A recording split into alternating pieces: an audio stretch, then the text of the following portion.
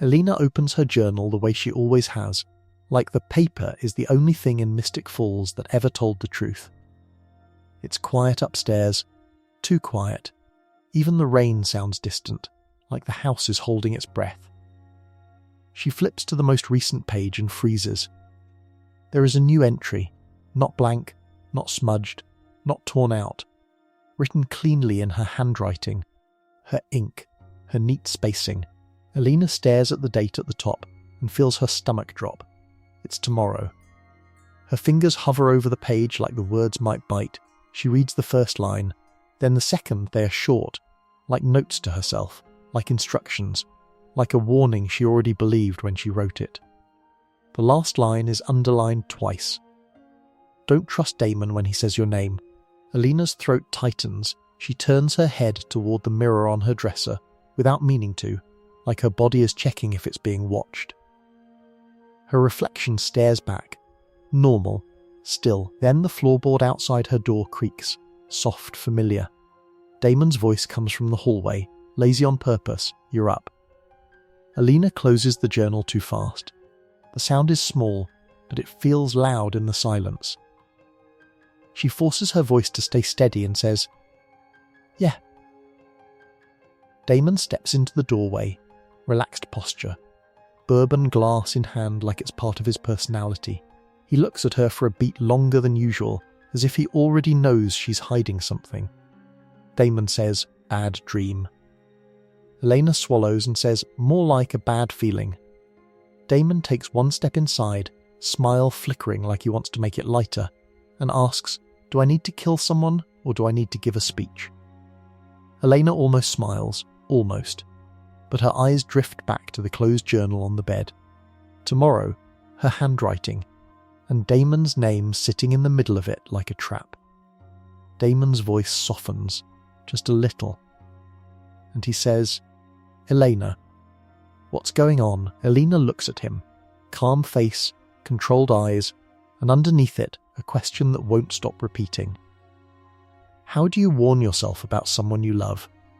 The next day, the town wore normal like a costume. Students crowded the halls, lockers slammed, teachers pretended they weren't exhausted. The cafeteria smelled like cheap pizza and teenage chaos. Caroline Forbes moved through it all like she was personally holding the building together with colour-coded determination. She had a clipboard in one hand and a pen in the other, and her expression said she was 2 problems away from committing a felony. A freshman tried to cut in front of her. Caroline didn't even slow down. "If you want to survive high school, start by not stepping in front of me when I'm in crisis mode." Eleanor appeared beside her so suddenly Caroline actually jumped. "Oh my god," Caroline hissed. "Vampire warning. Do it. Use it." Elena's face was calm. Too calm. "Sorry," she said. Caroline's eyes narrowed immediately. She wasn't scanning Elena's outfit. She was scanning Elena's energy. "You look like you slept." Eleanor's gaze flickered. "I didn't." Caroline's mouth tightened. "That checks out. So what happened?"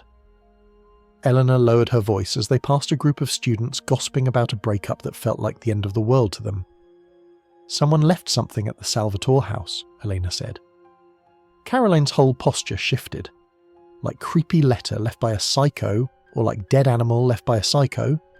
Elena's expression didn't change. Like a mark and a mirror. Caroline stopped walking. Elena stopped too. Caroline's voice turned careful. "Mirror, mirror. Please tell me you're not about to say Catherine." Eleanor held Caroline's gaze. "Catherine." Caroline swore under her breath. "I hate this town." Elena's voice stayed steady. "It didn't work on Damon. Only me." Caroline's eyes sharpened. "Okay." "Nope. That's not okay." Elena exhaled. "It's fine." Caroline's face twisted in frustration. "You keep saying that like it's a spell." Elena stared at her. "I'm trying not to lose control." Caroline softened a fraction. "Elena, controlled is not always healthy." "It is," Elena said quietly, "when the alternative is becoming Catherine." That landed hard enough that Caroline didn't have a joke ready. Then a scream cut down the hall. Students crowded near the stairwell. Elena and Caroline pushed through. On the wall, painted in dark red, was the same symbol from the paper. A circle with a scar line. Under it, one word. Nightshade. Caroline's face drained. That is not paint. Elena stared at it, eyes distant. It's blood! Caroline grabbed Elena's wrist and pulled her closer, voice low and urgent. Why are you not reacting like a person who just found a blood message in a high school? Elena's gaze didn't move from the symbol, because it's not for them. Caroline's grip tightened. Elena. Elena finally looked at her. Her expression was calm, but her eyes were bright with focus. It's for me, she said. The Mystic Grill was half full and pretending it was just another weekday. Matt Donovan wiped down a table with the tired patience of someone who had seen too many supernatural disasters to still believe in calm afternoons. When Elena walked in, Matt's shoulders relaxed for half a second. Then he noticed her face. Hey, he said carefully, then says, You okay? Elena smiled. It looked practiced, then says, I'm fine. Matt frowned, then says, That didn't sound convincing. Caroline walked in behind Elena and immediately took control of the situation like it was a fire. We're not doing Matt checks Elena's emotional temperature today, Caroline said, then turned to Elena, then says, We sit down and we call Bonnie and we act like this town is not insane. Elena slid into a booth without arguing. Caroline sat beside her, close enough that Elena could not drift away mentally. Matt stayed standing, arms crossed, then says, What happened? Caroline leaned in, then says, Someone tagged the school, with blood and a weird symbol, and Elena got a Catherine mirror delivered like it's Amazon Prime for nightmares. Matt's eyes widened, then says, What? Elena kept her gaze on the menu like she was trying to read words through a wall. Matt sat down slowly across from them, then says, Okay, that's not normal. Caroline stared at him, then says, Matt, none of this is normal. We live in a town where the historical society is basically a jump scare. Elena finally looked up, then says, It's Whitmore. Matt blinked, then says, Whitmore University. Elena nodded, then says, It's connected. Caroline watched Elena's face, then says, How do you know? Elena's voice was steady, then says, Because this feels like a test. Caroline's mouth tightened, then says, Elena, I do not like you saying that like you're okay with it. Elena didn't answer. A server walked by. Elena's eyes tracked the movement automatically, then snapped back. Vampire instincts, hunger, control, all in one breath. Matt noticed. His voice softened, then says, Do you need blood? Elena's jaw clenched, then says, No. Caroline's eyes flashed at Elena, then says, That's not an answer. Do you need blood? Elena looked away, then says, I can handle it. Caroline lowered her voice, sharp, then says, Stop trying to be the strong one. Strong doesn't mean starving. Elena's smile was faint and sad, then says, I'm not starving. Caroline stared at her, then says, Elena? Elena's fingers tightened around the menu, then loosened. Bonnie's coming, Caroline said, pulling out her phone, then says, And if she doesn't answer, I'm driving to her house and dragging her here. Which consent is optional in emergencies. Matt almost laughed. Almost. Then Elena's phone buzzed once on the table. Unknown number. Elena froze. Caroline saw it and went still. Matt leaned in, then says, Who is that? Elena didn't touch the phone. Caroline's voice went low, then says, Elena? The phone buzzed again. Elena finally flipped it over. A single line. We see you trying. Elena's throat tightened. Caroline reached for the phone. Elena grabbed it first. Caroline stared at her, then says, You got messages before? Elena's eyes flicked away, then says, No. Caroline's voice sharpened, then says, Elena? Elena swallowed. Then says, Not like this. Matt looked between them, confused and scared, then says, What's happening? Elena forced a calm breath, then says, Someone is watching me. Matt's face drained, then says, Okay, that's not just supernatural, that's serial killer.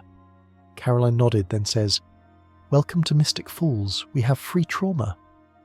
Elena stood abruptly, then says, I have to go. Caroline grabbed her wrist, then says, No, we go together. Elena looked at her, and for a second there was something colder behind her eyes. Caroline, Elena said softly, let go. Caroline hesitated. It wasn't the words, it was the tone. It was how Elena said it, like she expected obedience. Caroline released her wrist slowly. Elena blinked, as if she realised what she'd just done, and her face softened. I'm sorry, Elena said quickly, then says, I didn't mean... Caroline stared at her, unsettled, then says, Elena, that was... not you. Elena's voice was quiet, then says, it was me. Matt stood up, then says, I'm calling Damon. Elena's head snapped toward him, then says, no. Matt froze, then says, what? Elena's expression didn't change, then says, don't. Caroline's eyes widened, then says, Elena, stop. Elena's gaze stayed locked on Matt, calm, focused, dangerous in a way that felt new. Matt swallowed, then says, Elena. Elena stepped back like she was reeling herself in, then says, I need air. Then she walked out of the grill into the daylight, and the bell over the door rang like a warning. Caroline stared after her, breathing slowly, trying to keep her voice steady. That, she said, is exactly what they want. Matt's voice shook, then says, what do they want? Caroline didn't look away from the door. They want Elena to stop asking permission, she said. The sheriff's station felt smaller when the town was nervous. Phones rang too often. Chairs scraped too loudly. Even the fluorescent lights seemed sharper, like they were trying to cut through whatever Mystic Falls kept hiding. Liz Forbes stood at the counter with a folder in her hand and a look on her face that Damon recognised immediately.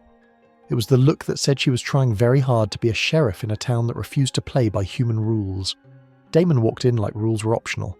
Alaric followed him, slower, eyes scanning the room with the tired caution of a man who had watched normal life die and come back too many times. Liz didn't look up, then says, if you're here to charm the evidence locker open, don't. Damon's mouth curved, then says, hello to you too, Sheriff. I'm not in the mood, Liz said, finally lifting her gaze, then says, I have a high school wall covered in blood and parents calling like I'm supposed to explain why their kids are attending a murder-themed pep rally. Alaric exhaled, then says, we saw it. Liz's eyes flicked to him, then says, then you know this isn't random. Damon leaned in slightly, then says, we know it's for Elena. Liz's jaw tightened at her daughter's name. Even with everything she knew, even after everything she had seen, Elena was still the line she didn't like crossed. I don't like hearing you say that, Liz said quietly.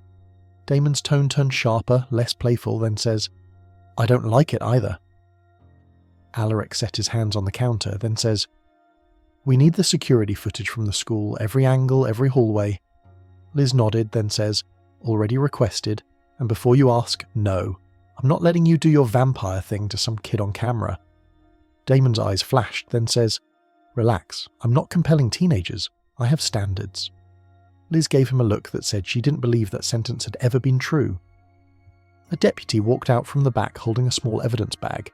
Inside it was a scrap of paper stained and stiff. Sheriff, the deputy said, we found this near the stairwell, in the trash can. Liz took it, studied it, then slid it across to Damon and Alaric, then says, recognise it. Damon's expression changed the second he saw the symbol. The same circle with a scar line stamped in dark ink. This one had faint traces of vervain around the edges. Cute, Damon muttered, then says, they're consistent. Alaric stared at the paper, then looked up, then says, this isn't just a message, it's a signature. Liz's voice was low, then says, we ran the blood from the wall. It's human, not any student, not any staff, unknown male. Damon's eyes narrowed, then says, so whoever did it didn't bleed by accident. They brought blood. Alaric's jaw tightened, then says, like a ritual. Liz leaned forward, then says, you two need to tell me if this is connected to Whitmore. Damon's lips pressed together. He didn't like how fast Elena's name had pulled Liz into the centre of this again. Alaric answered carefully, then says, it feels like Whitmore energy, human groups trying to outsmart supernatural beings, but the symbol is new. Liz's eyes stayed on Damon, then says, and the mirror. Damon went still, then says, Elena told you. Liz didn't blink, then says, I'm her mother. I know when something is wrong. even when she tries to smile like it isn't. Damon didn't argue. He respected Liz too much to pretend she didn't belong in this, even if he wanted to keep her out of it. Alaric's phone buzzed. He checked it, then looked up sharply, then says, "Bonnie's on her way to the school. She said she can read the energy off the symbol." Damon's mouth twisted, then says, "Great, a witch field trip." Liz's voice hardened, then says, "No, she's not going alone." Damon met her eyes, then says, "She won't." Liz's shoulders lifted and fell with one controlled breath, then says, "Then tell Elena to stop doing that thing where she decides she's the only one who can fix it." Damon paused.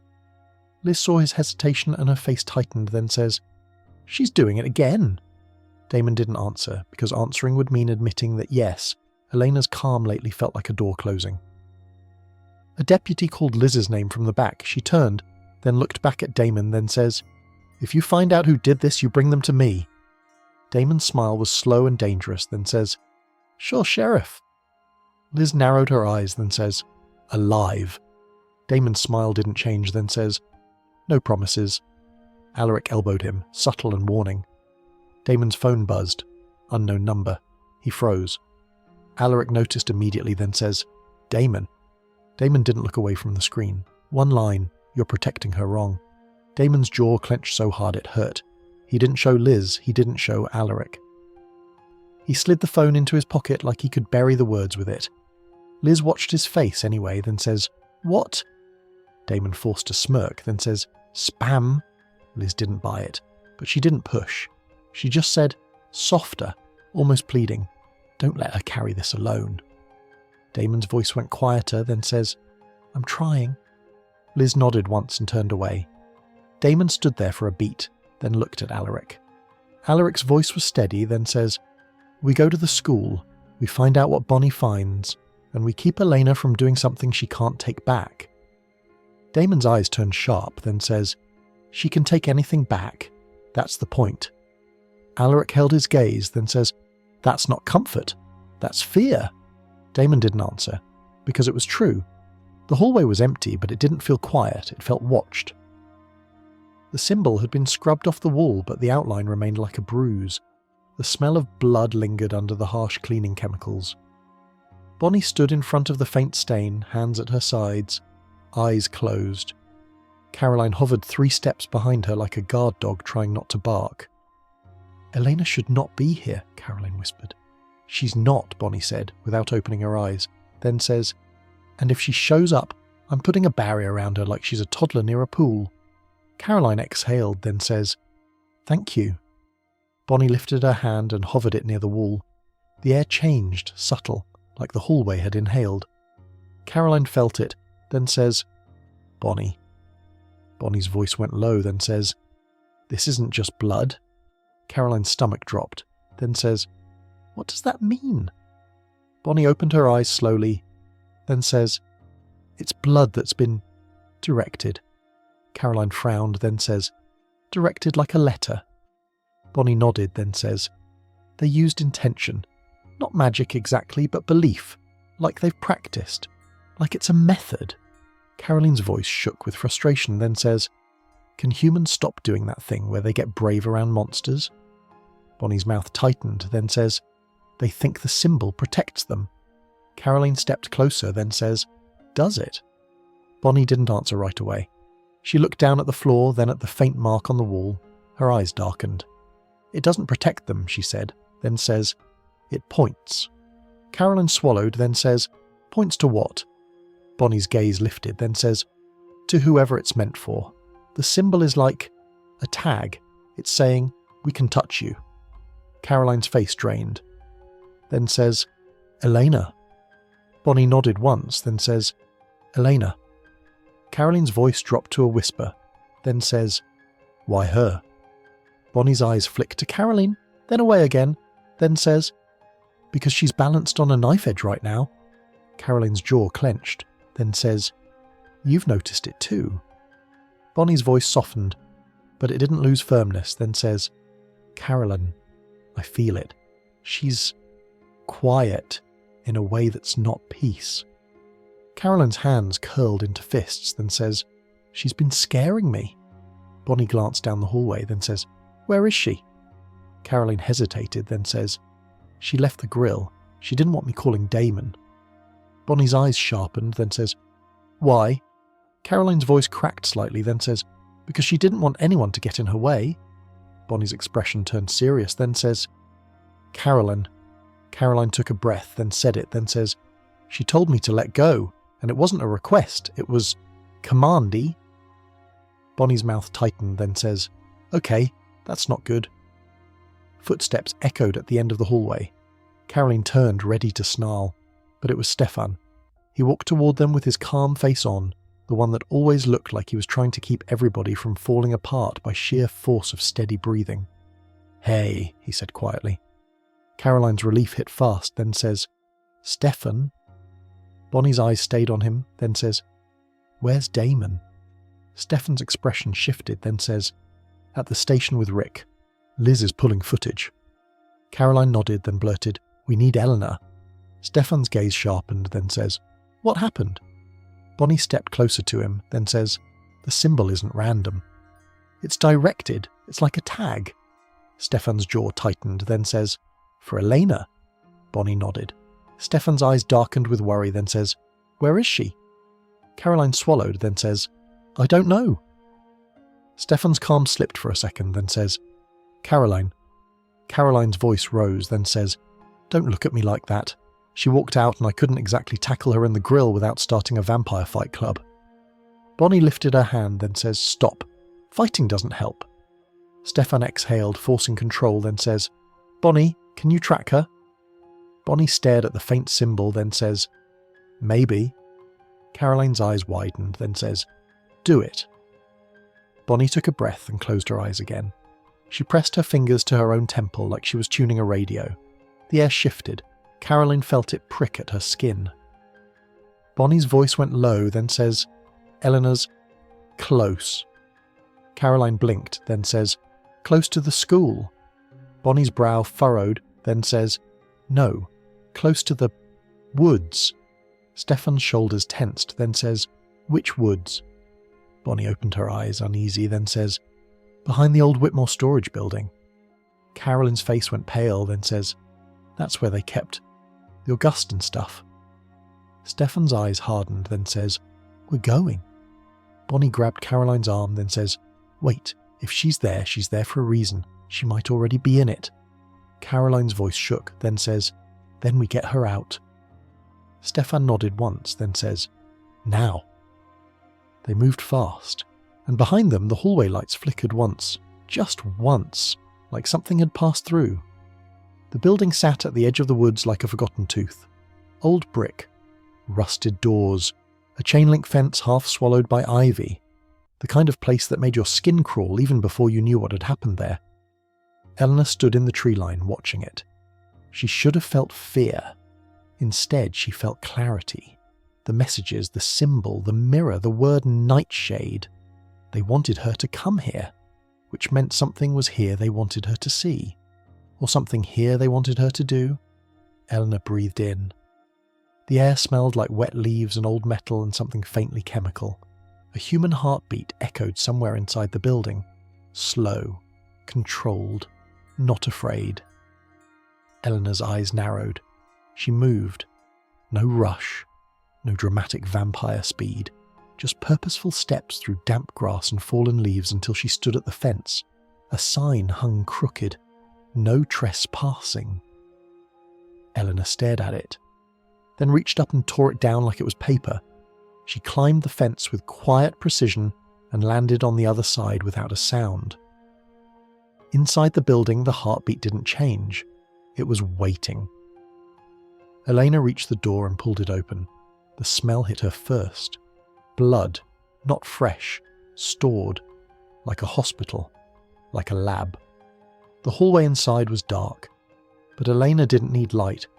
A single bulb flickered at the end, casting long shadows that moved like they were alive. Elena stepped forward. Her foot hit something, a small box on the floor. She crouched, opened it. Inside was another mirror. This one was cracked down the middle, and taped to it was a photograph. Elena's breath caught. It was her. Not current Elena, human Elena. Smiling at the mystic grill, holding a milkshake, unaware of monsters. Her throat tightened with an anger so sharp it felt clean. A voice came from the darkness. "You came alone." Elena lifted her head slowly. A man stepped into the edge of the flickering light. Mid-30s, clean clothes. Calm smile that didn't belong in a place like this. He held something in his hand, a syringe. Elena's eyes narrowed, then says, "Who are you?" The man's smile stayed polite, then says, "I'm not important." Elena stood. "You're Nightshade," she said. He tilted his head, pleased, then says, "You learn quickly." Elena's voice went cold, then says, "You tagged my school." He shrugged, then says, "You like patterns, I like pressure." Elena stared at the syringe, then says, "You're not afraid of me." "I'm curious about you," he said softly, then says, "There's a difference." Elena's eyes flashed, then says, "Why?" He took a step closer, then says, "Because you're the only vampire I've seen in years who still tries to be good while carrying something darker underneath." Elena's jaw clenched, then says, "You don't know me." He smiled slightly, then says, "I know your history. Gilbert, doppelganger, anchor, sire bond, loss after loss, and now, control." Elena's expression didn't change, but inside her chest something tightened. The way it always did when someone spoke her life like it was a file. "You don't get to talk about me like I'm a case study," she said. The man's gaze stayed steady, then says, "Then prove you're not." Elena blinked, then says, "What?" He held up the syringe, then says, "This is vervain mixed with a sedative, enough to slow you down." Elena's eyes narrowed, then says, "You think that will work?" He shrugged, then says, "It's not for you." Elena's stomach dropped, then says, "Who is it for?" He smiled. And from behind Elena, a second heartbeat appeared. A familiar one. Stefan. Elena turned sharply. Stefan stood in the doorway, eyes locked on her, breathing hard like he had run. Like he had found her exactly where she was not supposed to be. "Elena," Stefan said, voice tight, then says, "What are you doing?" Elena's expression hardened, then says, "I'm ending it." Stefan's gaze flicked to the man with the syringe, then says, "Who is that?" The man smiled warmly at Stefan like he was meeting him at a dinner party, then says, "Hello, Stefan Salvatore." Stefan's jaw clenched, then says, "How do you know my name?" The man's eyes gleamed, then says, "Everyone knows your name. You're the controlled vampire, the good brother, the one who believes restraint is salvation." Stefan's face tightened, then says, "Get away from her." Elena took a step towards Stefan, protective, but the man lifted the syringe slightly.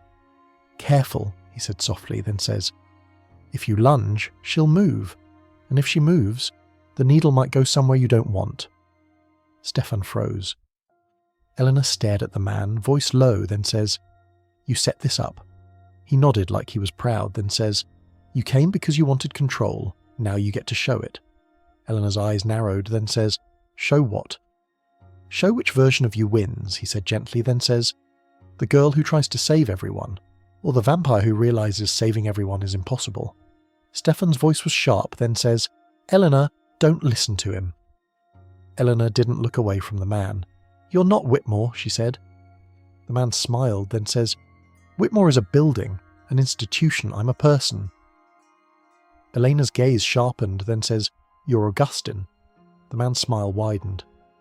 "Old history," he said, then says, "Good memory." Stefan's face drained, then says, "No." Elena's voice went colder, then says, "You're doing Augustine games again."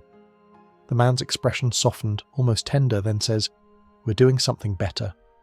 Stefan took a careful step forward, then says, "Let her go." The man's gaze flicked to Stefan, then says, "This isn't about letting her go. This is about letting her decide." Elena's jaw clenched, then says, "Decide what?" He raised the syringe, then says, "Decide how far you'll go to make sure no one ever touches you again." Elena's eyes flashed, then says, "You don't get to threaten my family."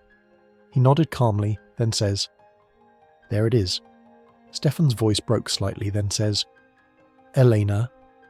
Elena's gaze flicked to Stefan's face, and something softened for half a second. Then it hardened again. And Elena took one step toward the man. Not fast, not dramatic, just deliberate. The man's smile faltered, the first real crack, then says, "What are you doing?"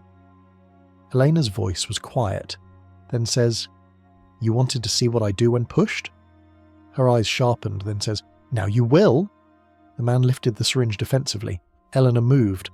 Not vampire speed, something else. A clean blur. The syringe snapped in half in her hand. Plastic and glass crushed like it was nothing. The man stumbled back, shocked. Elena grabbed him by the throat and slammed him against the wall hard enough to shake dust from the ceiling. Stefan's eyes widened, then says, "Elena." Elena didn't look at Stefan. Her gaze stayed locked on the man's terrified face.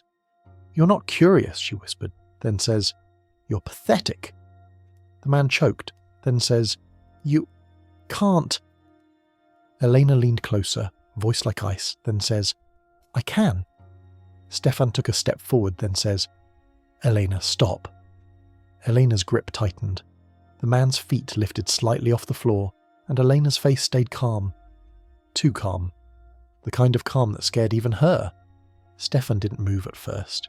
He didn't rush her, because rushing Elena when she was like this was how you ended up on the floor with a broken neck and a guilty friend standing over you wondering when she stopped feeling sorry. "Elena," he said again, steadier this time, then says, "Look at me." Elena didn't. Her fingers stayed locked around the man's throat. Her face was still. Her eyes were bright with focus, not rage. That was what made it worse. Rage burned out, focus built plans. The man clawed at her wrist, choking, then says, "You don't understand." Elena leaned in close enough that her breath brushed his cheek, then says, "I understand perfectly." Stefan stepped closer, slow and careful, then says, "He wants you to do this." Elena's gaze finally flicked towards Stefan, just a glance, just enough to acknowledge him. "And I want him to stop," she said. Stefan's jaw tightened, then says, "Elena, you're not him. You're not Catherine. You're not Augustine." Elena's mouth twitched at Catherine's name like her body hated it. The man's eyes rolled slightly. Stefan saw it and his voice sharpened, then says, "Elena, he's going to pass out." Elena's grip didn't loosen. "You know what's funny?" she said softly. Almost conversational, then says, "He thought I'd panic, or cry, or beg, like I'm still that girl from the photo." Stefan swallowed, then says, "You're still her." Elena's eyes flashed, then says, "No, I'm not." Her hand tightened again, and the man made a wet sound that wasn't quite a scream. Stefan's control cracked. "Elena, stop!" he snapped, stepping forward. Elena's eyes turned on him, sudden and sharp. Stefan froze. It wasn't fear that stopped him. It was the realization that Elena could hurt him right now without even meaning to, like a door swinging in a storm. Behind Stefan, hurried footsteps hit the cracked pavement outside. Caroline's voice broke into the building first, breathless and furious, then says, "Okay, I swear to God, if Elena is in here doing something reckless, I'm going to..." She stopped when she saw it. Bonnie came in right behind her. Her face changed instantly, her eyes darkening with the kind of focus that meant magic was already moving beneath her skin. "Elena," Caroline said, voice rising, then says, "Let him go." Elena didn't look at Caroline either. "This doesn't concern you," Elena said calmly. Caroline stared at her like she had been slapped, then says, "Excuse me." Bonnie stepped forward one pace and held up her hand, not touching Elena, not yet, then says, "Elena, this is a trap." Elena finally turned her head slightly toward Bonnie, and for a second her expression softened, like Bonnie was a lighthouse in her head. "I know," Elena said. Bonnie's voice dropped, then says, "Then why are you playing the part he wrote for you?" Elena looked back at the man, and something cold settled into her face again, then says, "Because he started it." The man wheezed, trying to speak, then says, "She can't stop now." Elena's gaze flicked to him, then says, "Stop talking." He forced a smile through choking, then says, "You're proving my point." Caroline took a shaky breath and stepped forward, then says, "Elena, you're scaring me." Elena's eyes flicked toward Caroline. Not cruel, not caring, just assessing. That look made Caroline's stomach drop. Bonnie saw it too. "Elena," Bonnie said, firmer, then says, "Let him go now." Elena didn't move. Bonnie's hand lifted higher, then says, "I'm serious." Elena's voice was quiet, then says, "So am I." Bonnie's eyes narrowed, then says, "Elena, don't make me do this." Elena's jaw tightened, then says, "Do what?" Bonnie's tone turned low and dangerous, then says, "Pull you out of it." The man's eyes widened with sudden interest, like he was watching a show he'd paid for. "Yes," he rasped, then says, "Show me how much it takes." Elena's grip tightened again. Bonnie moved, not toward Elena, but toward the air around her. The lights flickered. The hallway felt like it took a breath and held it. Bonnie whispered something under her breath, words older than English, words that tasted like iron and storm. Elena flinched, not from pain, but from recognition. Like her body knew that magic tone. Her fingers loosened slightly. The man dropped a fraction, coughing hard. Caroline rushed forward, catching him by the arm and yanking him away from Elena's grip. He staggered, wheezing, but his eyes stayed bright with ugly satisfaction. Elena stepped back one pace, breathing steady, eyes locked on him. Stefan's shoulders dropped a little, but he didn't relax, then says, "Elena." Elena didn't answer. The man coughed, then smiled, then says, "Good. It took magic." Bonnie's eyes flashed, then says, "Shut up." He leaned against the wall, still catching his breath, then says, "You see it, don't you? She doesn't stop when you ask. She stops when you force her." Caroline's voice shook, then says, "What is wrong with you?" The man's smile widened, then says, "I told her. I'm curious." Bonnie stepped closer to him, voice cold, then says, "You're obsessed, and you're about to get yourself killed for it." He looked at Bonnie like she was a detail in his notes, then says, "Witches always say that. Like death is a deterrent." Elena moved again, just one step forward, and everyone tensed. Bonnie turned her head slightly, then says, "Elena, don't." Elena's gaze stayed on the man, then says, "Tell me your name." He lifted his chin, almost proud, then says, "Why?" Elena's voice was flat, then says, "Because if you don't, I'll take it." Caroline's eyes widened, then says, "Elena." Stefan stepped forward, then says, "Elena, no." Elena didn't blink. The man's smile faltered for the first time. Real fear finally cracked through his calm. He swallowed, then says, "Marcus." Elena's eyes narrowed, then says, "Marcus what?" His jaw clenched, then says, "Carson." Stefan's face tightened, then says, "Carson." Bonnie's eyes sharpened, then says, "Harris Carson." Caroline stared between them, then says, "Do I know that name?" Bonnie's voice was grim, then says, "Whitmore, research assistant. He's been attached to a few Augustine-adjacent reports. People wrote him off as a creep." Caroline's face darkened, then says, "So he's a creep who graduated to terrorism." Marcus Carson coughed and smiled again, recovering, then says, "Terrorism is such a dramatic word." Elena tilted her head slightly, then says, "You wrote Nightshade." He studied her like she was a puzzle piece he'd finally found, then says, "Yes." Elena's eyes flicked to the cracked mirror on the floor, then says, "You left mirrors." Marcus nodded, then says, "Because you're haunted by the idea of who you could become." Elena's voice went colder, then says, "No, I'm haunted by who people keep comparing me to." Marcus smiled, then says, "Catherine." Caroline's face twisted, then says, "Stop saying her name like you're summoning her." Marcus's gaze stayed on Elena, then says, "It's not summoning, it's pressure. You think you're nothing like her, and that's why she lives in your head." Elena's throat tightened. Stefan saw it, then says, "Marcus, you don't get to..." Marcus held up a hand, still smiling, then says, "Stefan, please. You're the moral compass. Everyone knows that, but moral compasses break under strong magnets." Bonnie's eyes narrowed, then says, "What do you want?" Marcus's expression turned almost tender, then says, "I want Elena Gilbert to stop pretending she can be a monster and a saint at the same time." Caroline's voice cracked, then says, "She can be whatever she wants." Marcus glanced at Caroline, then says, "Can she? Or does she keep choosing whatever makes the people around her comfortable?" Eleanor's gaze sharpened. Marcus looked back at Elena, then says, "The mirror is simple. It's a choice. Look in it, and you see Catherine. You flinch, you pull back, you behave." He smiled slightly, then says, "But when the pressure builds enough, you'll stop flinching." Bonnie's voice went tight, then says, "You're trying to push her into turning off her humanity." Marcus shrugged, then says, "I'm trying to observe what happens when a vampire's morality is treated like a variable instead of a religion." Stefan's jaw clenched, then says, "You're not observing, you're provoking." Marcus nodded, pleased, then says, "Exactly." Eleanor's voice was very quiet, then says, "Why Nightshade?"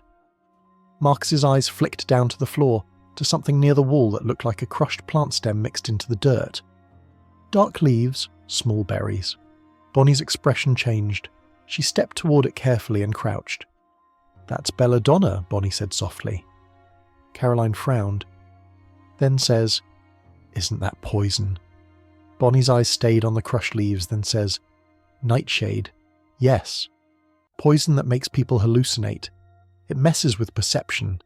It makes the world unreliable." Eleanor's gaze narrowed, then says, "You're using it on people?" Marcus smiled, proud again, then says, "I'm using it on vampires." Stefan's face darkened, then says, "How?" Marcus nodded toward the broken syringe on the floor, the one Elena had snapped, then says, "Vervain to irritate the system, sedative to slow, nightshade to distort." Bonnie's voice was tight, then says, "That doesn't make sense. Nightshade is for humans." Marcus's smile sharpened, then says, "Vampire blood is a carrier. It amplifies. It makes certain compounds echo." Damon's voice cut through the building like a blade, then says, "You talk too much." Everyone snapped toward the entrance. Damon stood in the doorway, eyes dark, posture loose in that fake way that meant he was one breath away from violence. Rainwater clung to his hair and jacket. His expression was the kind he wore when a gust in memories came too close to the surface. Behind him, Alaric stepped in, jaw tight, eyes scanning for threats. Damon's gaze locked onto Marcus, then says, "Carson." Marcus's face brightened like the star of the show had arrived, then says, "Damon Salvatore." Damon didn't move, then says, "You were at Whitmore." Marcus nodded calmly, then says, "You were the subject." Damon's eyes flashed. Caroline felt the air change. Stefan's shoulders tensed. Bonnie's gaze sharpened. Eleanor's eyes flicked to Damon, and something shifted in her face, softer and harder at the same time. Damon's voice stayed controlled, then says, "You tagged a high school." Marcus shrugged, then says, "It got her attention." Damon's smile turned sharp, then says, "Funny, I'm about to get yours." He took one step forward. Elena moved without thinking, stepping into Damon's path. Damon stopped immediately. He stared at her like she'd slapped him. "Elena," he said quietly, then says, "Move." Elena didn't. Her voice was calm, but it carried a warning, then says, "No." Damon's eyes narrowed, then says, "Elena." Elena held his gaze, then says, "This is my problem." Damon's jaw clenched, then says, "No, this is my town, and that's an Augustan freak who's breathing in my air." Eleanor's eyes flashed, then says, "And I'm the one he's chasing." Damon leaned in, voice low enough that Caroline barely heard it, then says, "He's chasing your control. Don't hand it to him like a gift." Elena's throat tightened, then says, "I'm not." Damon's expression softened for half a second, the kind of softness only Elena could pull out of him, then says, "Yes, you are. You already did. You came here alone." Elena flinched slightly. Marcus watched them with fascination, then says, "This is beautiful." Damon's head snapped toward Marcus, then says, "Shut up." Marcus smiled, then says, "You love her. That's the weakness. And she loves you. That's the trigger." Bonnie's eyes narrowed, then says, "Damon, stop reacting to him." Damon's laugh was short and bitter, then says, "I'm not reacting. I'm remembering." Alaric stepped forward, voice tight, then says, Marcus, you're under arrest. Marcus chuckled, then says, For what, being curious? Caroline's voice turns sharp, then says, For being insane.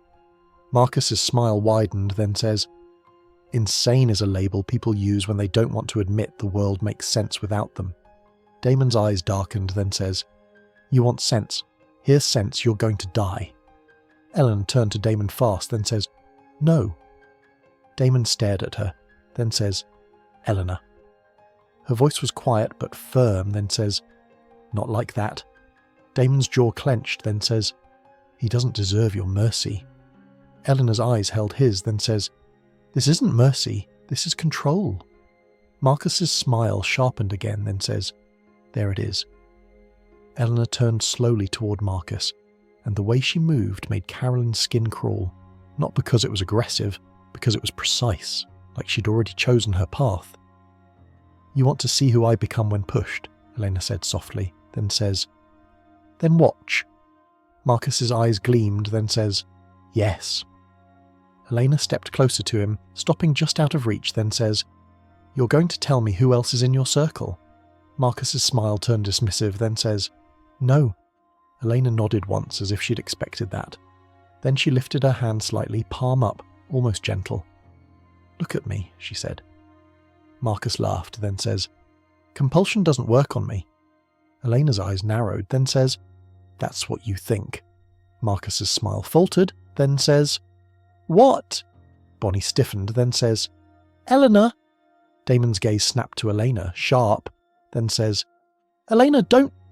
Elena didn't look away from Marcus, then says, You've been dosing yourself. Marcus swallowed, eyes flicking in uncertainty. Elena's voice stayed calm, then says, Nightshade, you think it makes you brave? You think it makes you untouchable? She leaned in, close enough that her words felt like a secret.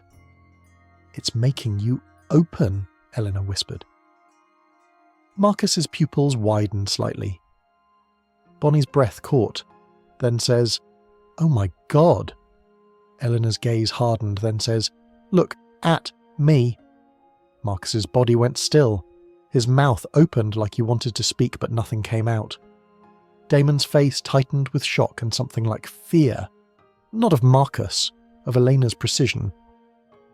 Elena's voice was soft and steady, then says, Tell me the names. Marcus blinked slowly, then says, I can't. Yes, you can, Elena said, and her tone was gentle, then says, You want to be seen. This is your moment. Marcus swallowed. His eyes glassed slightly, like the world had blurred. Sarah, he murmured, then says, Dr. Sarah Klein. Bonnie's face tightened, then says, Klein. Whitmore Psych Department.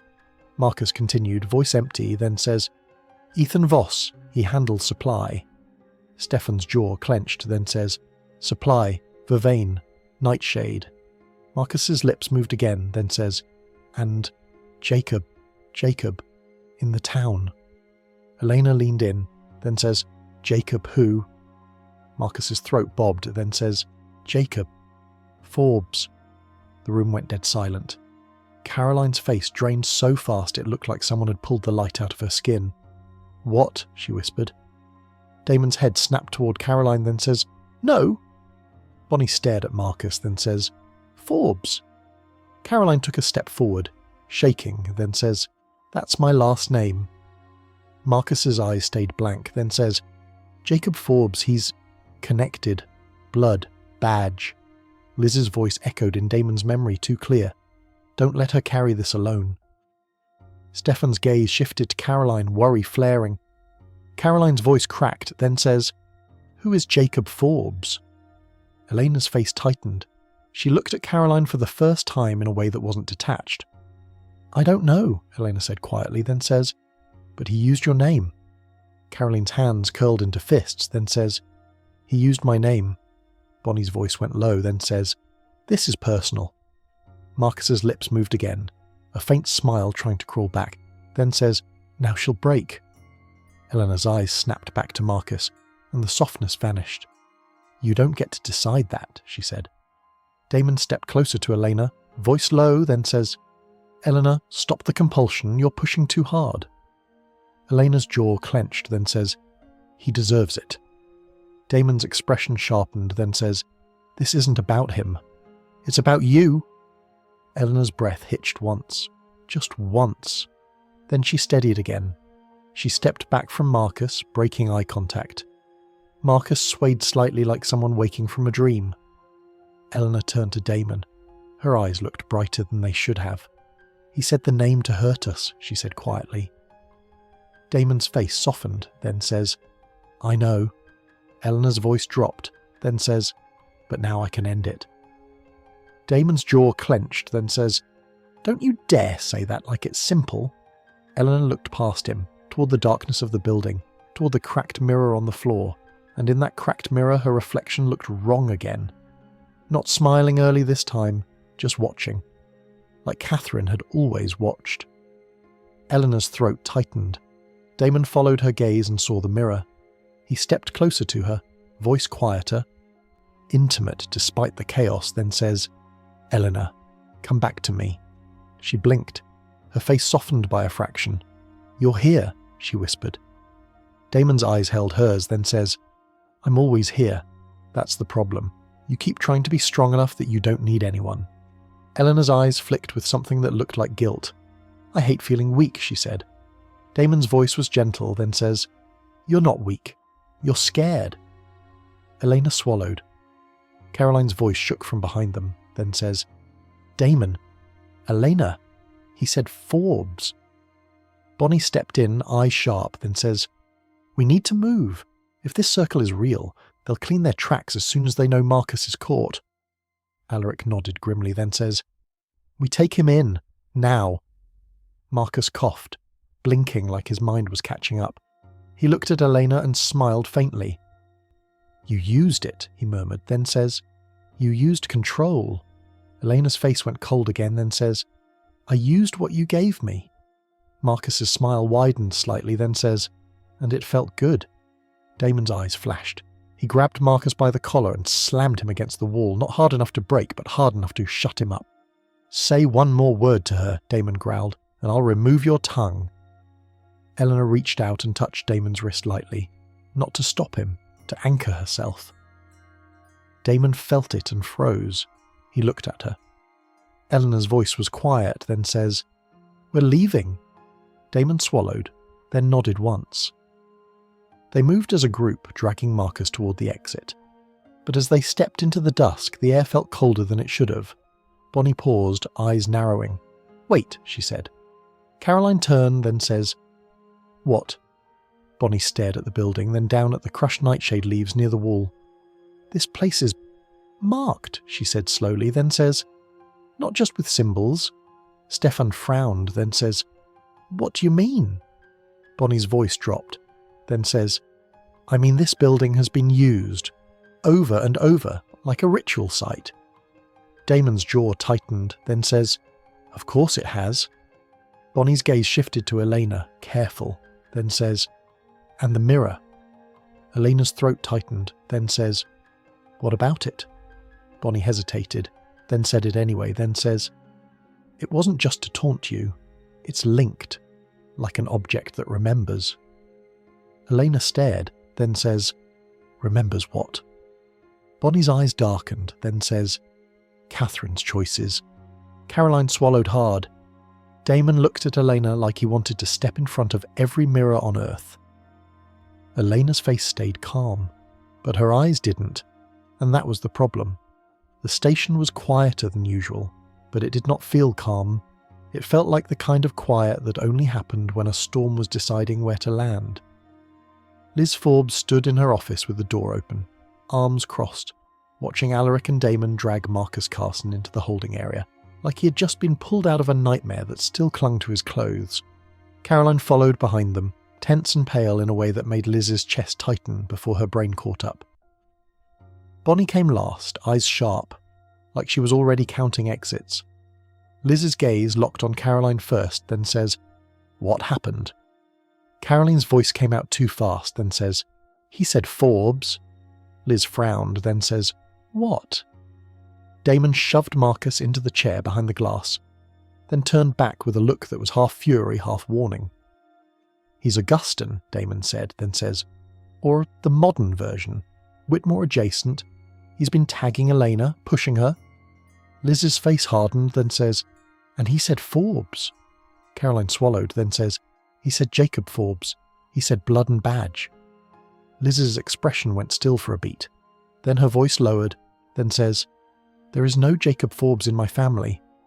Bonnie stepped closer, then says, "Does your father have brothers, cousins, anybody you don't talk about?"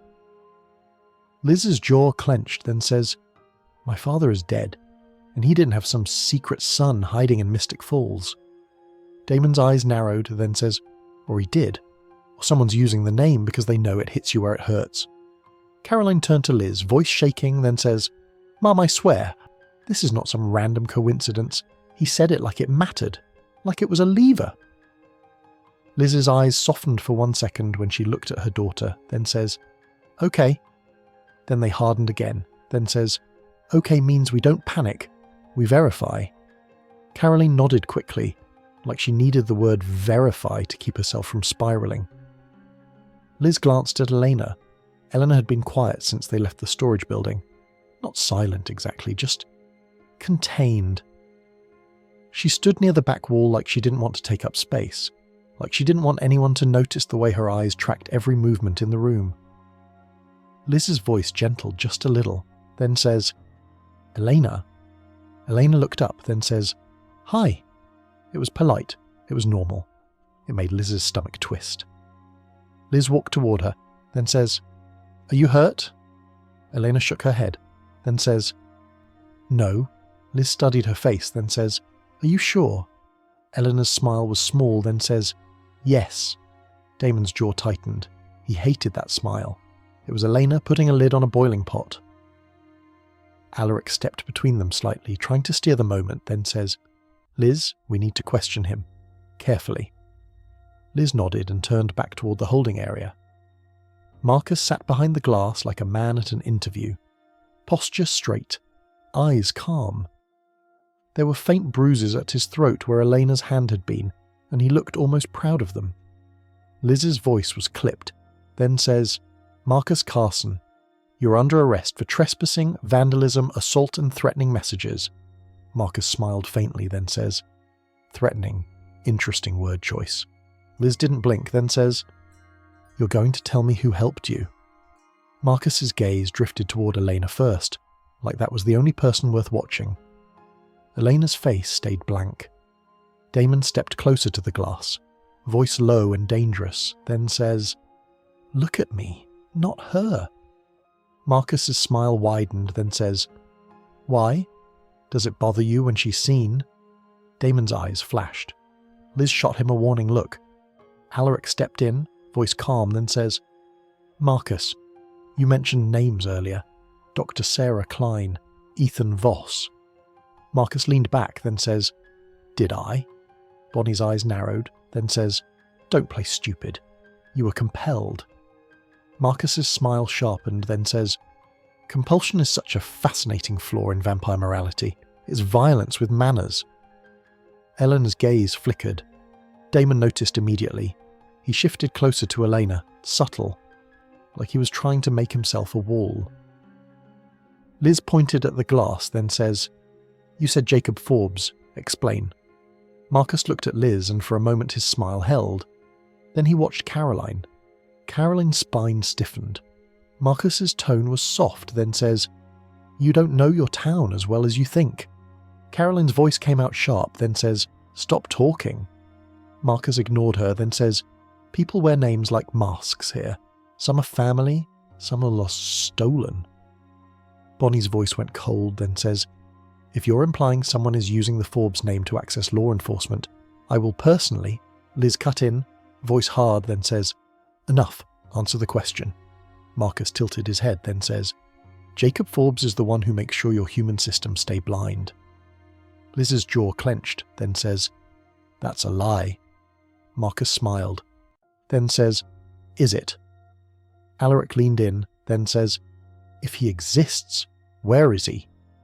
Marcus's gaze slid toward Elena again, then says, "If you want to find him, don't look at the badge."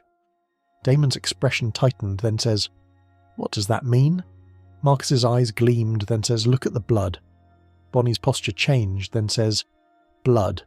Stefan frowned, then says, "He's talking about the blood used on the wall." Marcus nodded slowly, then says, "It wasn't mine." Liz's voice turned sharp, then says, "We already know that." Marcus leaned forward slightly, then says, "Then you know someone handed it to me." Caroline's breath caught, then says, "Someone in town." Marcus smiled, then says, "Someone close." Elena's voice cut through the room, calm but firm, then says, "You're enjoying this?" Marcus looked at her like she'd finally spoken the right line, then says, "Yes." Elena stepped forward one pace. Damon's hand lifted instinctively as if to stop her. Elena didn't look at him. She didn't need to. She simply slowed, a silent promise that she was not going to lunge. "I'm not your experiment," Elena said softly. Marcus's smile stayed, then says, "You already are." Elena's eyes narrowed, then says, "No, I'm your consequence." Marcus blinked, just once, a flicker of uncertainty. Damon felt it too. Elena's tone had changed. Not angry, not shaken, decided. Liz's eyes flicked to Damon. Damon gave her a small shake of his head. Not now. Bonnie stepped toward Elena, then says, "Elena, we should go home." Elena didn't move, then says, "Not yet." Caroline's voice cracked, then says, "Elena, please." Elena finally looked at Caroline. Her expression softened in a way that felt real. "I'm sorry," Elena said quietly, then says, "I didn't mean to scare you." Caroline swallowed hard, then says, "You did." Elena nodded once, then says, "I know." That honesty took the air out of the room. Damon watched Elena like he was seeing two versions of her at once, the girl who cared and the vampire who calculated. Marcus smiled again, but it was thinner now, then says, "Apologies, very human." Elena turned back to him, then says, "You wanted to see what happens when I stop being human?" Marcus's eyes brightened, then says, "Yes."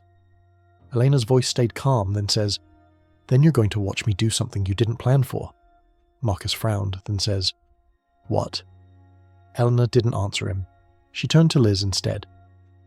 "I need the evidence bag with the blood scrap," Elena said. Liz blinked, then says, "What?" Damon's eyes narrowed, then says, "Elena." Elena looked at Damon, then says, "Trust me." Damon held her gaze. He didn't trust the situation. He trusted her. He nodded once. Liz hesitated, then snapped at a deputy, then says, "Bring it." A minute later, the deputy returned with an evidence bag and handed it to Liz. Liz held it up, then says, "Why?" Elena's voice stayed steady, then says, "Because he's telling the truth about blood."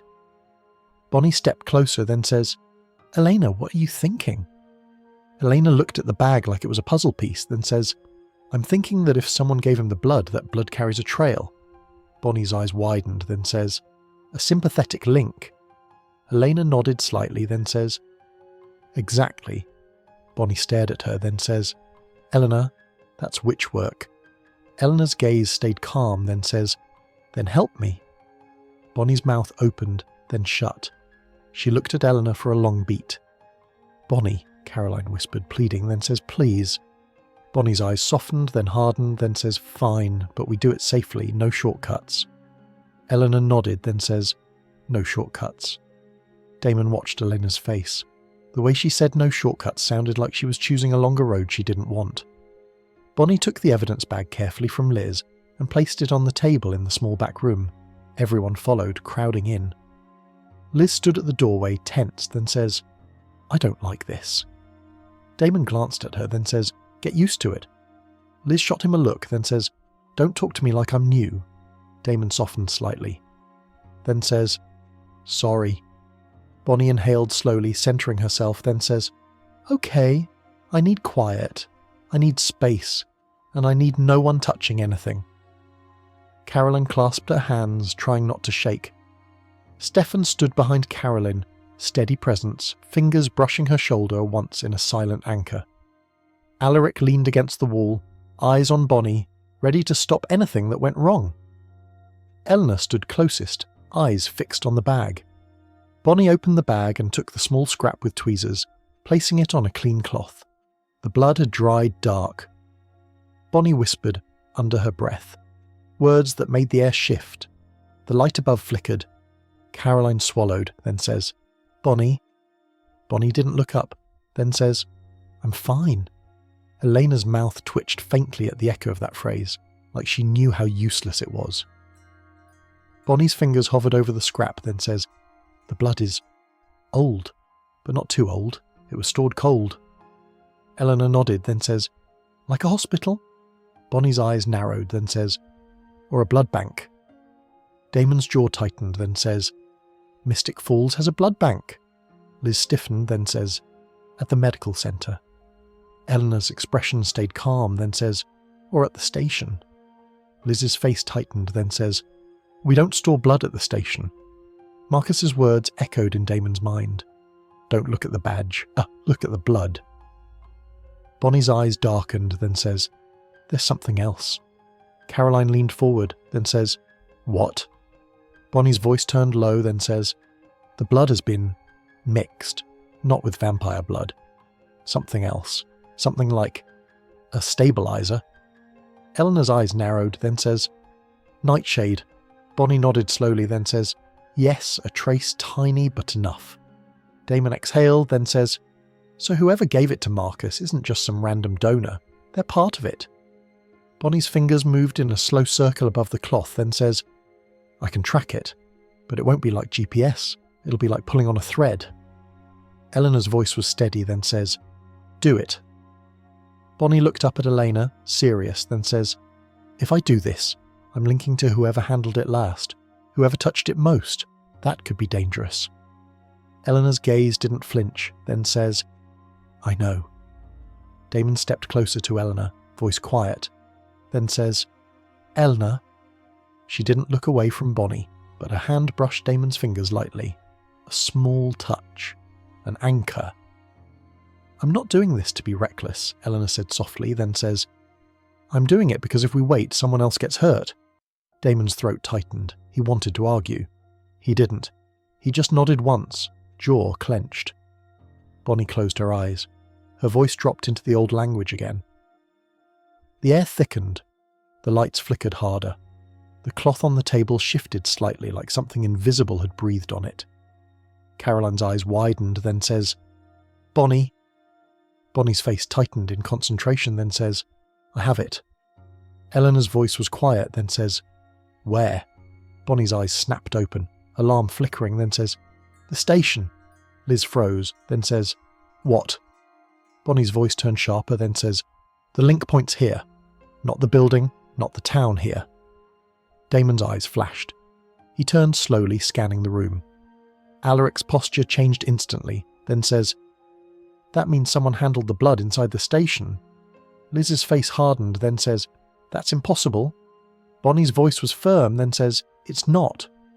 Caroline's breath hitched, then says, "So Jacob Forbes." Stefan's jaw clenched, then says, "Could be a fake name. Could be someone inside the system." Damon's gaze flicked to Liz, then says, "Who has access?" Liz's mind moved fast, then says, "Evidence, medical, deputies, anyone who walks through the back." Bonnie stepped away from the table, shaking off the lingering magic, then says, "It's not a lot of people who would mix nightshade into blood and know what it does." Elena's face stayed calm, but something flickered in her eyes. A realization. "It's someone who knows vampires," Elena said softly. Damon looked at her sharply, then says, "Elena." She met his eyes, then says, "It's someone who knows me." Caroline's voice trembled, then says, "How do we find them?" Eleanor didn't answer immediately. She looked toward the doorway, toward the station beyond, toward the holding cell where Marcus sat smiling. Then she spoke, soft, certain.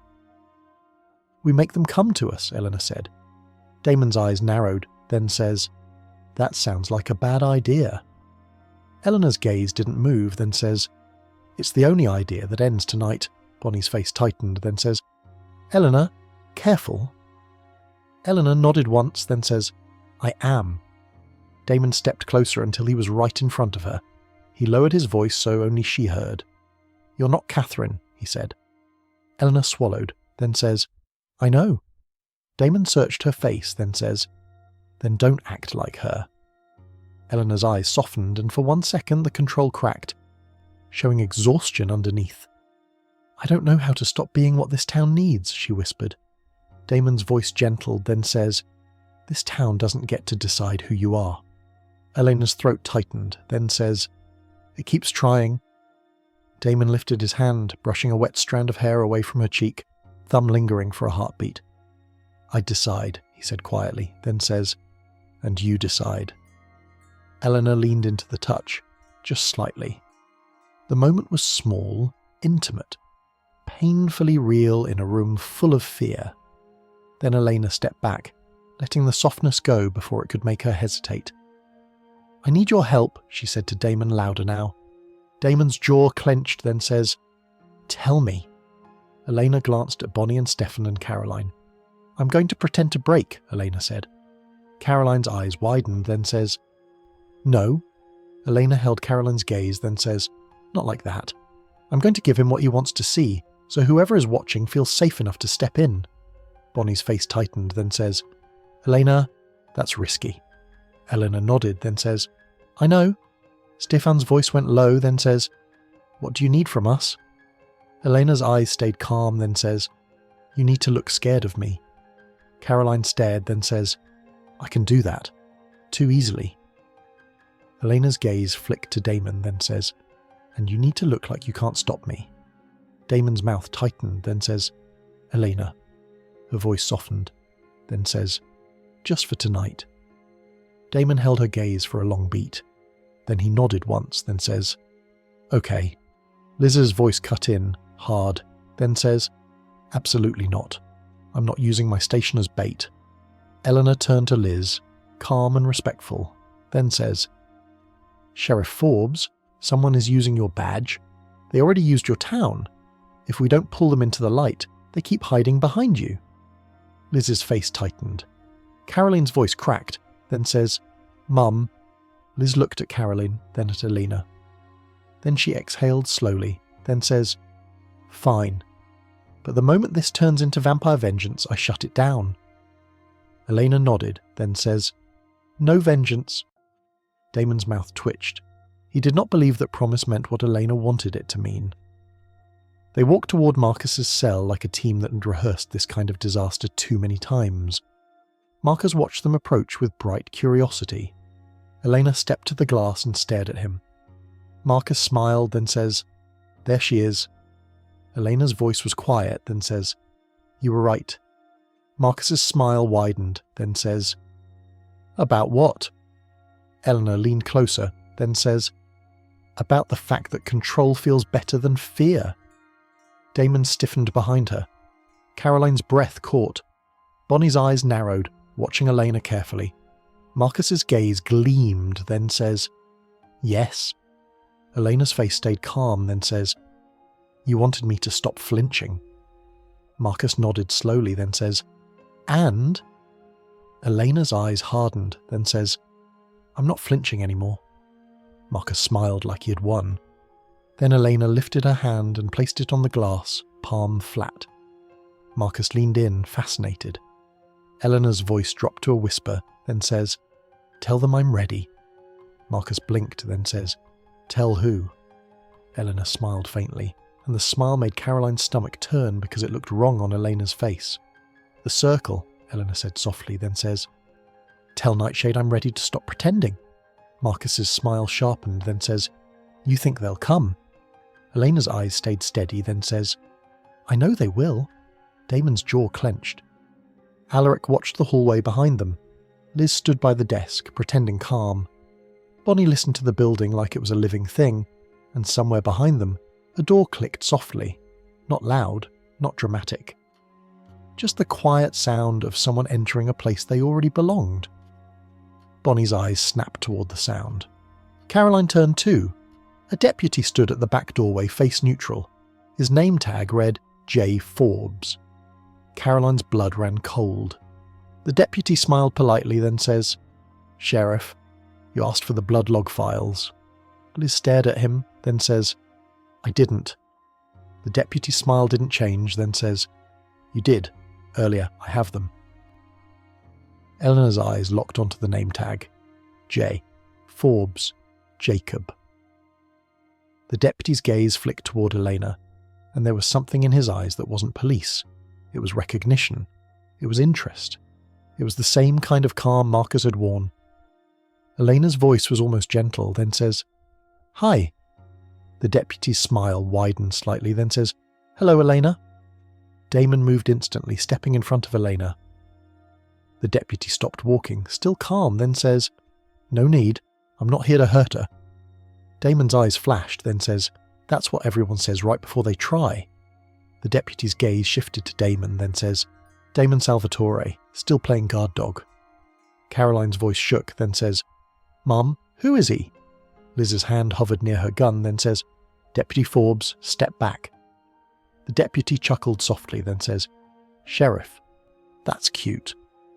Bonnie's eyes darkened, then says, "He's not compelled. He's not afraid. He's protected." Eleanor's gaze stayed locked on him, then says, "You're the blood." The deputy nodded, then says, "Yes." Eleanor's voice remained calm, then says, "You used your access to get the blood. You mixed the nightshade. You gave it to Marcus." The deputy's smile stayed polite, then says, "He volunteered. Marcus likes to think he's the mind. He's the mouth. I'm the hand." Marcus behind the glass laughed softly, then says, "Jacob." Jacob didn't look back, then says, "You did fine." Eleanor's eyes narrowed, then says, "Why me?" Jacob's gaze softened in a way that felt fake, then says, "Because you're the most interesting thing that ever happened to this town." Damon's jaw clenched, then says, "Wrong answer." Eleanor lifted her hand slightly. A small signal. Damon hesitated. Eleanor met his eyes for half a second. "Trust me." Damon stepped aside, but stayed close enough to grab Elena if she moved. Jacob's eyes tracked the gesture. He smiled, then says, "Good. You're learning to lead." Eleanor took one slow step forward, then says, "You wanted to see what I do when pushed." Jacob nodded, then says, "Yes." Eleanor's voice stayed steady, then says, "Then watch." Jacob's smile widened slightly, then says, "Okay." Elena moved, not toward him, past him, straight to the desk behind him. Liz tensed. Caroline tensed. Damon's eyes flashed. Elena reached into the open drawer behind the desk and pulled out a small evidence bag. Inside it was the original scrap with the symbol. Eleanor held it up. Jacob's smile faltered, then says, "What are you doing?" Eleanor turned slowly, calm as ice, then says, "I'm giving you what you want." Jacob blinked, then says, "What?" Eleanor's eyes locked on him, then says, "You want me to stop pretending I'm good?" Jacob's smile tried to return, then says, "Yes." Eleanor nodded, then says, "Okay." Then she ripped the evidence bag open. She smeared the dried blood on her own palm, slow and deliberate. Caroline gasped, then says, "Elena." Bonnie's eyes widened, then says, "Elena, what are you doing?" Elena lifted her blood-stained palm and pressed it against the wall beside the desk, right next to the spot where the new symbol had been cleaned away. Elena drew the circle and the scar line again, using the blood like ink. Then she stepped back and looked at it like she was evaluating art. Jacob stared, stunned. "That," Elena said softly, "is your symbol." Jacob's smile shook, then says, "Yes." Eleanor's gaze sharpened, then says, "Now it's mine." The room went dead silent. Even Marcus behind the glass stopped smiling. Jacob's eyes narrowed, then says, "You think copying it changes anything?" Elena's voice stayed calm, then says, "No." She turned her palm outward so everyone could see the blood. "It changes who's holding the leash," Elena said. Jacob's expression tightened, then says, "You're trying to scare me." Eleanor shook her head slowly, then says, "I'm trying to make you careless." Bonnie's breath caught. She realized too late what Elena had done. Eleanor had created a link. A fresh one. A living one. Bonnie's eyes snapped to the symbol Elena had drawn, then says, "Elena?" Eleanor looked at Bonnie gently, then says, "Now." Bonnie's mouth opened, then shut, then opened again as she understood. Elena had given Bonnie a direct, fresh, sympathetic trail to Jacob Forbes. Bonnie lifted her hand, eyes darkening, magic rising fast. Jacob's eyes widened for the first time. "No," he whispered. Elena's voice was quiet, then says, "Yes." Bonnie spoke one word under her breath and Jacob's body froze. His smile vanished. His breathing turned sharp. He tried to move and couldn't. Stefan stepped forward instantly, grabbing Jacob's wrists and twisting them behind his back, pinning him in place. Liz stared, shock and fury colliding, then says, "You were in my station." Jacob's eyes darted toward Elena, then says, "You set me up." Elena's face stayed calm, then says, "You set yourself up." Marcus slammed a fist against the glass, furious now, then says, "You're ruining it." Elena turned to Marcus, then says, "No." She looked back at Jacob, then says, "I'm ending it." Jacob swallowed hard, then says, "You think you can?" Elena stepped closer, eyes bright with focus. "I can," she whispered. Damon watched Elena's face, and for a second he didn't know if he was proud or terrified. Caroline's voice trembled, then says, "Elena?" Elena didn't look away from Jacob, then says, "He used your name, Caroline." Caroline's eyes filled, then says, "I know." Elena's voice softened slightly, then says, "I won't let that stand." Jacob's jaw clenched, then says, "You don't understand what you're stepping into." Elena tilted her head, then says, "Then explain it." Jacob's eyes flicked to Bonnie's raised hand, to Stefan holding him, to Damon watching like a loaded gun. He swallowed, then says, "Nightshade isn't a group, it's a method." Bonnie's eyes narrowed, then says, "A method for what?" Jacob's voice shook now, fear finally breaking through, then says, "For making vampires predictable, for pushing you until you show your worst self, then labelling you, then controlling you." Elena's expression didn't change, then says, "Control how?" Jacob's voice went tight, then says, "Exposure, evidence, human systems. We don't kill you. We make you dangerous in public, so you have to choose secrecy or violence." Elena's gaze sharpened, then says, "So you wanted me to snap? On camera? In front of witnesses?" Jacob's eyes flicked toward the station's security cameras. Elena followed his gaze. Then she smiled faintly. "Oh," Elena murmured, then says, "You already turned them on." Jacob's face went pale. Elena looked up at the cameras calmly, then says, "Hi." Damon's eyes widened, then says, "Elena?" Elena didn't look away, then says, "They wanted a monster. They wanted footage." She glanced back at Jacob, then says, "So I gave them something else." Bonnie's voice was low, then says, "Elena?" Elena's voice stayed calm, then says, "You're going to confess." Jacob's mouth tightened, then says, "I won't." Elena leaned in, then says, "Yes, you will." Jacob's eyes widened, then says, "You can't compel me. I'm on Vervain." Elena nodded, then says, "I know." Then she stepped back, looked at Liz, and spoke clearly. "Sheriff Forbes," Elena said, voice steady and loud enough for cameras. "This man has been stealing blood from evidence storage and contaminating it with belladonna. He's connected to Whitmore. He's connected to Marcus Carson. He used the Forbes name to hide in your station." Liz stared at Elena, realizing the move. Elena wasn't doing vampire justice. She was doing human justice. Public, clean, undeniable. Jacob's face tightened, then says, "You think saying it makes it real?" Elena met his eyes, then says, "Saying it makes it recorded." Bonnie's eyes widened, then says, "Elena?" Damon swallowed. He understood now. Elena had forced the story into the human system in a way Nightshade could not twist. Alaric stepped forward, pulling out his phone, then says, "I'm calling State Police and Internal Affairs." Liz's eyes stayed locked on Jacob. Her voice was ice, then says, "Deputy Forbes, you are done." Jacob's breathing turned ragged, then says, "You don't understand what happens when they realize you can do this."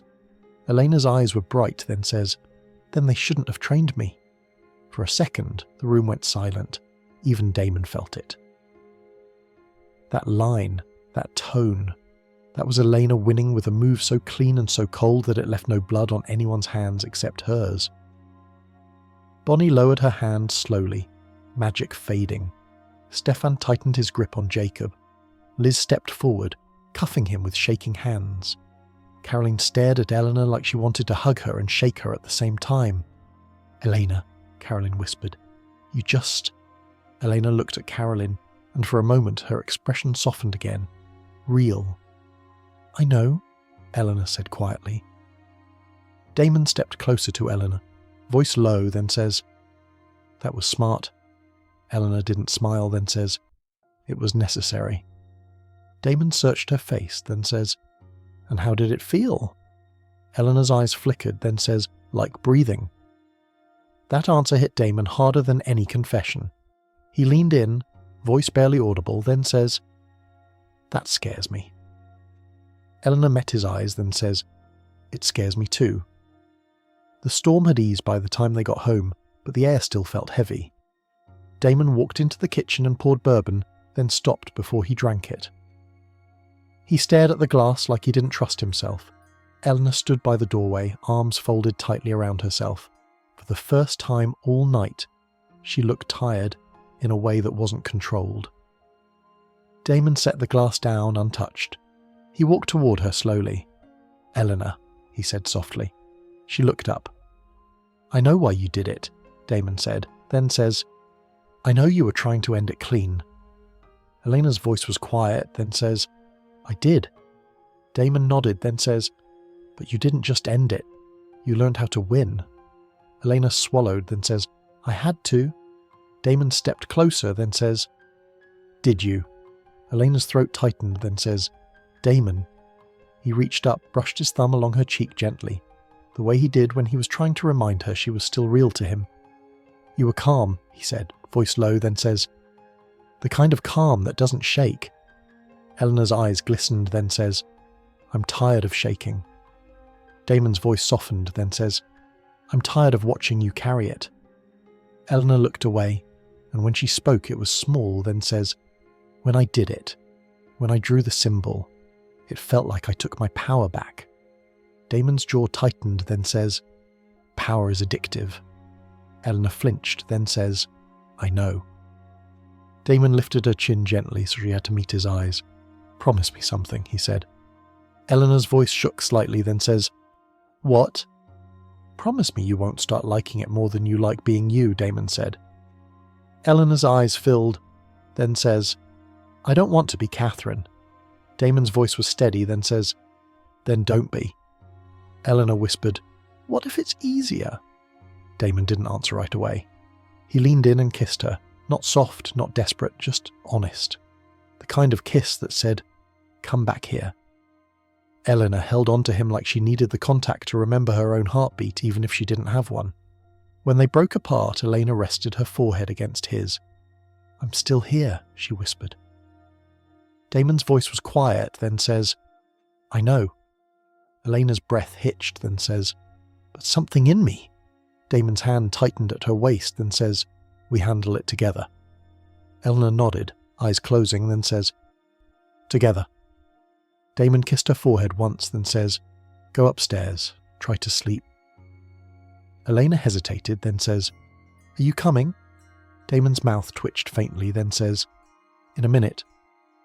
Elena watched him for a beat, then nodded and walked upstairs. Damon stayed in the kitchen, staring at the untouched bourbon. He didn't drink it. He stood there, listening to the house, listening to the silence. Then his phone buzzed. Unknown number. Damon's expression hardened. He looked at the message. One line. "You used the method." Damon's jaw clenched. He didn't respond. A second message arrived. Now the mirror belongs to her. Damon's blood turned cold.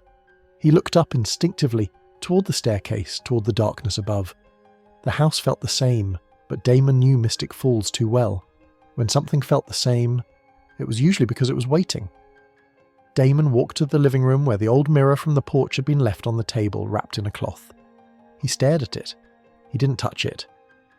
Upstairs, Elena stepped into her bedroom and paused. Her reflection in the vanity mirror was normal. For a second. Then the reflection lifted its hand before Elena did. Elena froze. Her reflection looked at her with calm, bright eyes, and smiled. Not Catherine's smile, Eleanor's smile. A smile that knew exactly how to win. Eleanor's throat tightened. She reached out slowly and covered the mirror with her palm. When she whispered, it was so quiet it felt like a secret she didn't want the house to hear. "I'm still me," she said. The mirror stayed silent, but the smile remained beneath her hand, unseen. And downstairs, Damon stood in the dark with his phone in his hand, realizing the night had ended. But the method had landed, not in the town, in Elena.